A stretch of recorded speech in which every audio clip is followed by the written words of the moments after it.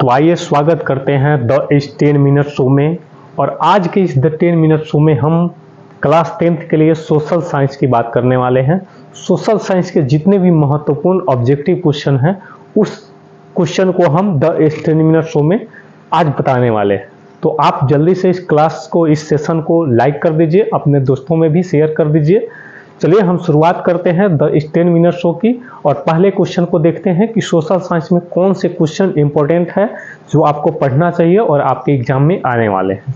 तो चलिए हम द 10 मिनट शो की शुरुआत करते हैं और सोशल साइंस के क्वेश्चन को देखते हैं कि कौन से क्वेश्चन इंपॉर्टेंट है आपके लिए। चलिए पहला सवाल यहाँ क्या कहता है, देखिए पहला सवाल है कि काली मिट्टी का कहाँ पाई जाती है। तो आपको बताना है कि काली मिट्टी कहाँ पाई जाती है।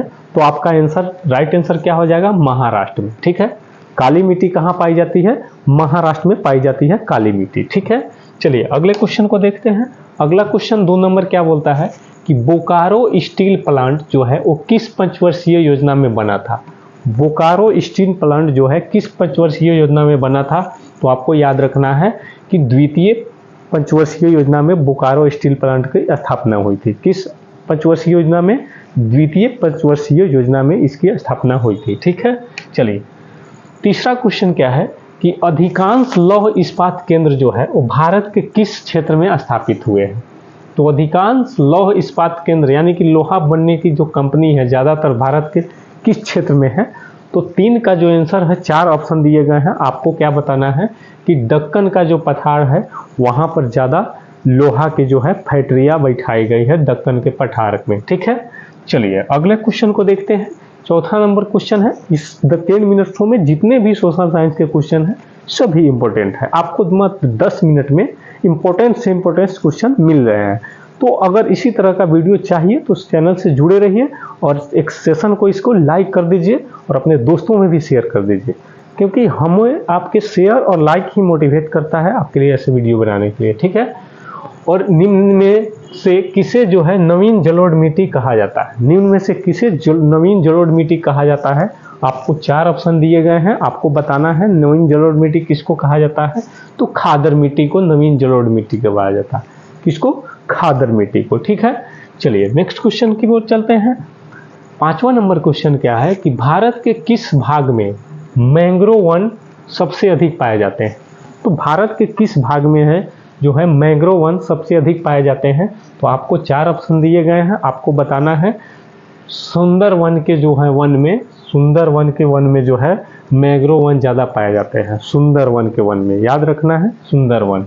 ठीक है, नेक्स्ट क्वेश्चन की ओर चलते हैं। 6ठा नंबर क्या है कि निम्न में से कौन भारत में जो है सर्वाधिक चाय निर्यातक पतन है। भारत में सर्वाधिक चाय निर्यातक पतन यानी चाय कहाँ दूसरे देश में जाता है, वो कौन पतन से ज़्यादा जाता है चाय दूसरे देश में।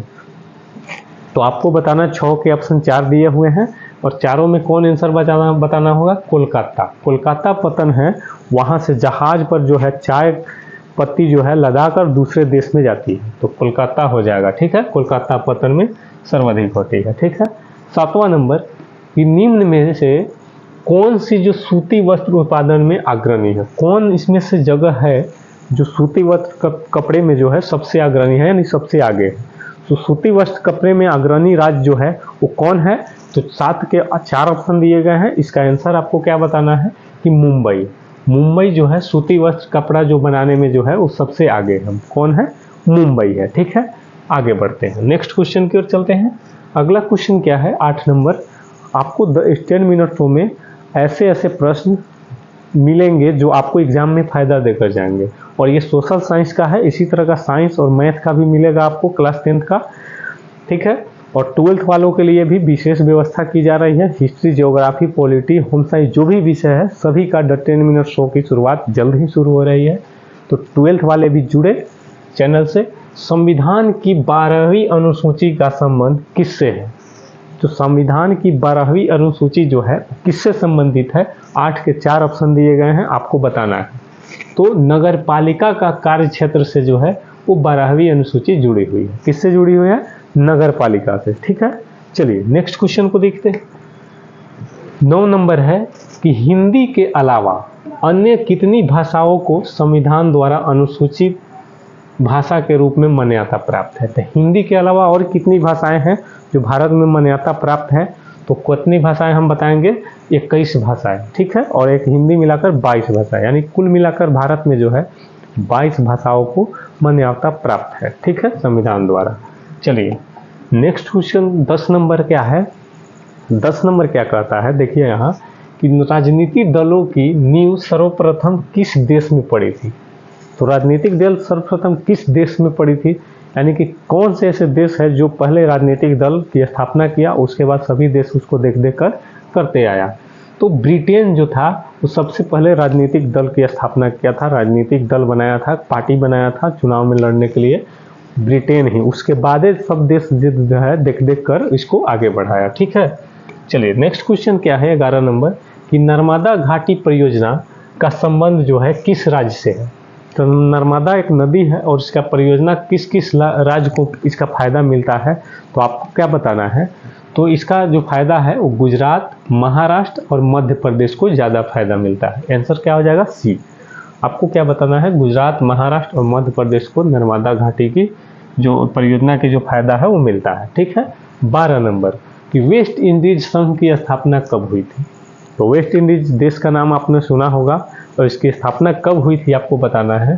तो 1958 में हुआ था, ठीक है। वेस्ट इंडीज संघ की स्थापना कब हुआ था? 1958 में हुआ था। नेक्स्ट क्वेश्चन की ओर चलते हैं। अगला क्वेश्चन 13 नंबर, कि स्थानीय स्वशासन को संविधान के किस अनुच्छेद में स्थान दिया गया? स्थानीय स्वशासन को संविधान के किस अनुच्छेद में स्थान दिया गया? तो 13 के 4 ऑप्शन आपको दिए गए हैं और इसका राइट आंसर जो है वो 40 हो जाएगा, ठीक है। स्थानीय स्वशासन अनुच्छेद कितना में? 40 में, ठीक है। चलिए इस वीडियो को चाहे तो आप दोबारा देख सकते हैं। द 10 मिनट शो आपके लिए बहुत ही इंपॉर्टेंट है, आप इसको दोबारा भी देख सकते हैं। 14 नंबर है कि निम्न में से किसे लोकतंत्र का प्राण कहा गया है? तो लोकतंत्र का प्राण किसको कहा गया है? तो 14 का 4 ऑप्शन है और इसमें लोकतंत्र का प्राण पूछा गया है, तो इसको हम क्या कहेंगे? 14 का आंसर क्या बताएंगे? राजनीतिक दल को लोकतंत्र का प्राण कहा गया है। राजनीतिक दल नहीं रहेगा तो देश को कौन चलाएगा भाई? तो लोकतंत्र का प्राण कौन है? राजनीतिक दल है, ठीक है। इसको अच्छे से याद रखना है, ठीक है। आगे बढ़ते हैं।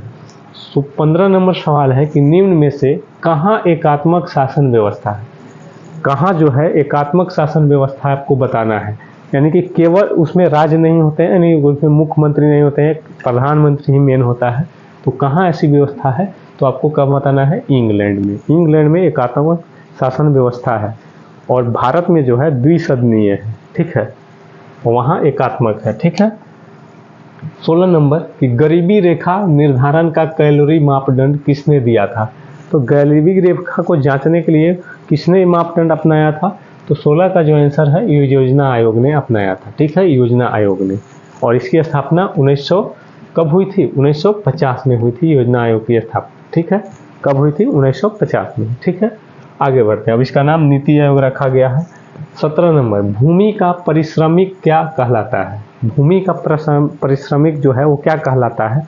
तो आपको पता होगा कि लगान कहलाता है। भूमि का जो ब्याज देते हैं ना हम लोग, क्या देते हैं? वो लगान देते हैं, ठीक है। 17 का आंसर लगान हो जाएगा, डी। आगे बढ़ते हैं। 18 नंबर क्वेश्चन क्या है कि भारत का सर्वाधिक प्रति व्यक्ति आय वाला राज्य कौन है? तो भारत में ऐसा कौन सा राज्य है जहाँ के लोग अधिक फायदे यानी रुपए कमाते हैं? तो किस राज्य में है? किस राज्य की प्रति व्यक्ति आय सबसे अधिक है? तो आपको पता होगा गोवा। गोवा जो है भारत का सबसे छोटा राज्य है और यहाँ प्रति व्यक्ति आय सर्वाधिक है, यानी सभी लोग लगभग कमाते हैं, ठीक है। गोवा हो जाएगा, ठीक है। नेक्स्ट क्वेश्चन, कि देश की सीमा के अंदर एक वर्ष में उत्पादित सभी अंतिम वस्तुएं एवं सेवाओं मौद्रिक मूल्य का क्या कहलाता है? तो देश में जितनी भी सामानें बनती है तो क्या कहलाएगा? तो क्या फायदा देकर जाता है देश के लिए? तो आपको 4 ऑप्शन दिए गए हैं, आपको बताना है। तो 19 का आंसर क्या हो जाएगा? बी नंबर, यानी सकल घरेलू उत्पाद कहलाता है।